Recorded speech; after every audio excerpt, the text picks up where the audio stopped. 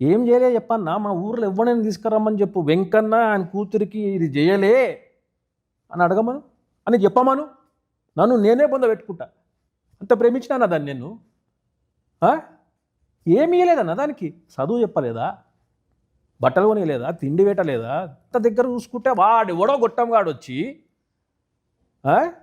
Band కొట్టుకునేటోడు ఆడొచ్చి 4 కుళ్ళు జోకులు చెప్పి షికారు తిప్పి లూన పైన తప్పులు కొట్టి ప్రేమ మాటలు 4 చెప్తే అది వాంత లేచిపోతుందా అన్న? అంటే ఇన్నేళ్ళు చిన్నప్పటికెళ్ళి నేను చేసింది గది ప్రేమ కాదు. వాడెవడో మొన్న వచ్చి 2 కథలు చెప్తే అది ప్రేమ. గిట్లుంటుందా అన్న? అంటే అయ్యా మళ్ళీ ఇదే అన్నా నా బతుకు.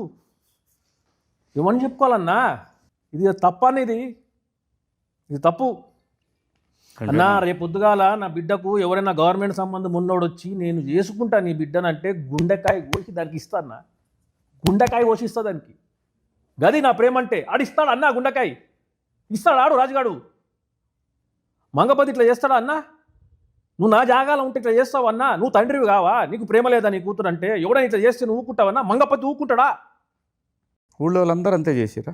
ఊర్లో నాకు తెలియదన్నా. నాకు ఎట్ట దోచినా గట్ట చేసినా అన్న అంతే. అసలుకి గెలవుకి ఇవ్వేందన్నా అర్థం కాదు నాకు. ఆయన వయసు ఎంత? ఆడి ఇంటి చుట్టుపక్కల తిరుగుడేంది, బ్యాండ్ కొట్టుడేంది?